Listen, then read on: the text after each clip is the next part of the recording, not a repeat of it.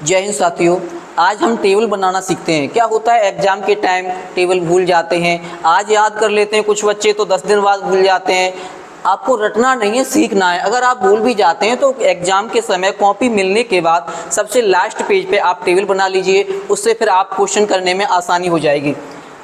Sign 0 की value, sign 30 की, 45 की, 60 की, 90 की वैल्यू। हमारा ये कॉलम कहाँ से स्टार्ट हो रहा है? 0 से स्टार्ट हो रहा है, तो हमने 0 लिखना स्टार्ट किया। 0 1 2 3 4 तक लिख लिया। लास्ट टाइम 4 तक पहुँचे, यहाँ अपॉन में 4 लिख लेंगे। 4 यहाँ भी अपॉन में 4, यहाँ 4, सभी के अपॉन में हमने 4 लिख लिया।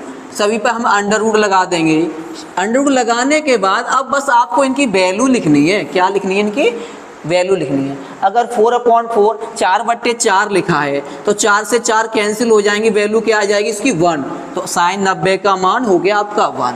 अब देखेंगे अंडर रूट 3/4 है, रूट में 3 है, ये किसी का 3 वर्ग है नहीं, तो रूट में ये 3 ही रहेंगे। ये 4 किसका वर्ग है? 2 का, तो अंडर रूट 3/2 हो गया। अब इसे देखेंगे 2/4 है, इसे समझेंगे 2/4 को हम क्या आंसर लिख सकते हैं।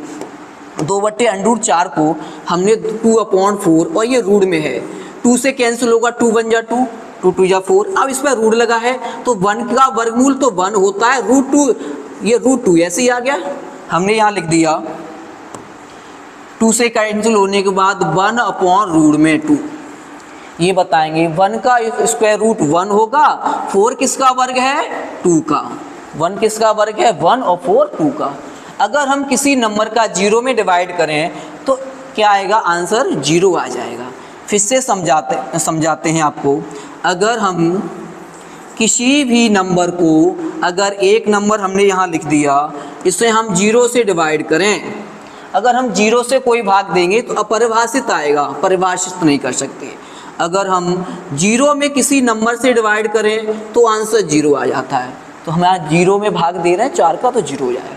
हमने साइन का मान लिख लिया। हो सके तो साइन की टेबल याद कर लो। साइन 0 का मान 0, साइन 30 का मान 1/2, साइन 45 का मान 1/√2, साइन 60 की वैल्यू √3/2, साइन 90 की वैल्यू 1। हो सके तो ये 4 नंबर आप लर्न कर लीजिए। साइन के पड़ोस में क्या लिखा है? कॉस। पीछे से देख के लिख दो। जो साइन 90 का मान होगा वही साइन 0 का मान होगा।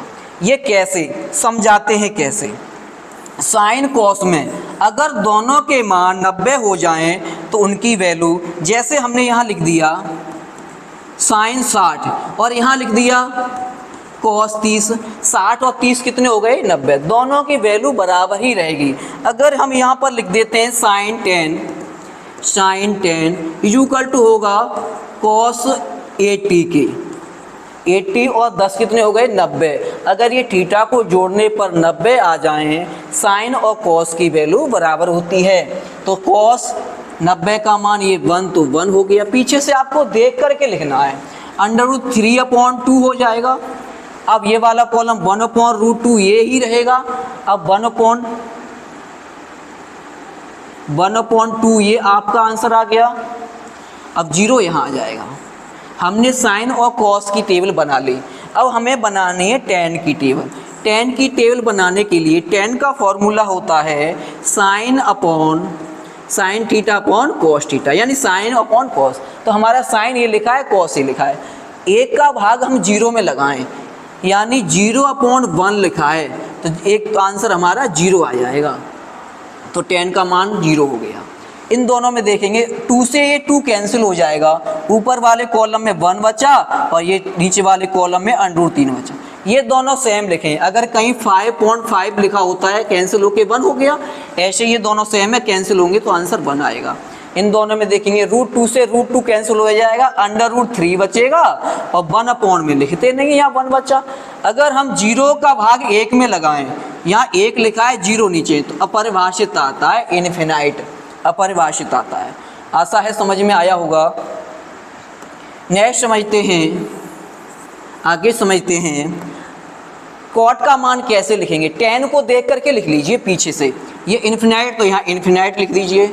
√3 1/√3 1/√3 और ये 0 0। अब sec की वैल्यू कहाँ से लिखेंगे? sec किसका अपोजिट होता है? sec अपोजिट होता है cos का। cos देख लो 1/1 तो 1 हो गया, उल्टा कर दो, ये रेसिप्रोकल कर देंगे, 2 ऊपर हो जाएगा और रूट में 3 नीचे हो जाएगा। इसका भी रेसिप्रोकल कर दो, √2 हो जाएगा, अपॉन में 1 लिखते नहीं है, इसी का भी कर देंगे तो 2 हो जाएगा। और 0 का रेसिप्रोकल इनफिनाइट होता है। कोसेक किसका? कोसेक अपोजिट होता है साइन का। कोसेक अपोजिट होता है साइन का। साइन का अपोजिट लिख दो 0 का अपोजिट रेसिप्रोकल करेंगे, 0 का रेसिप्रोकल करेंगे तो इनफिनाइट, तो ये 2 हो जाएगा। यहाँ पर यहाँ अपोजिट कर देंगे √2 हो जाएगा, और ये उल्टा करेंगे तो आपका हो जाएगा 2/√3 और 1 का अपोजिट 1 होता है। एक बार फिर समझते हैं, हमने साइन की वैल्यू लिख दी 0, 1/2, 1/√2, √3/2, 1। अब कॉस की कैसे लिखनी है? पीछे से देख लिखो, 1 ये लिख दिया, √3/2 ये लिख दिया, 1/2 लिख दिया, ये वाला कॉलम यहाँ गया, ये कॉलम यहाँ गया। tan की वैल्यू कैसे लिखेंगे? 0/1 तो 0 आंसर, ये 2 से 2 कैंसिल हो गया तो 1/3 बचा। ये पूरे नंबर एक जैसे हैं, कैंसिल हो गए, 1 आ गए। यहाँ से 2 कैंसिल हो गया, ये 2 कैंसिल हो गया, ऊपर √3 बचा, यहाँ 1 में लिखते नहीं है। अगर हम 1 ऊपर लिखा है 0 नीचे लिखा है तो इसका मान हो जाता है अपरिभाषित। अगर 0 का भाग किसी नंबर में देंगे तो अपरिभाषित हो जाता है। कॉट का कैसे लिखेंगे? पीछे से 90 यहाँ लिख दिया, √3 ये लिख दिया, 1 ये आ गया, ये वाला कॉलम इधर पहुँच गया। सेक का कैसे लिखेंगे? कॉस का अपोजिट लिख दिया, कॉस का अपोजिट सेक लिख दिया, 1 का अपोजिट 1 होता है, 2 ऊपर पहुँच गया, 3 नीचे आ गया, 2/1, 2/1, 0 का अपोजिट इनफिनाइट। तो सेक का कैसे लिखेंगे? साइन का अपोजिट लिख दो या सेक का पीछे से देख के लिख दो।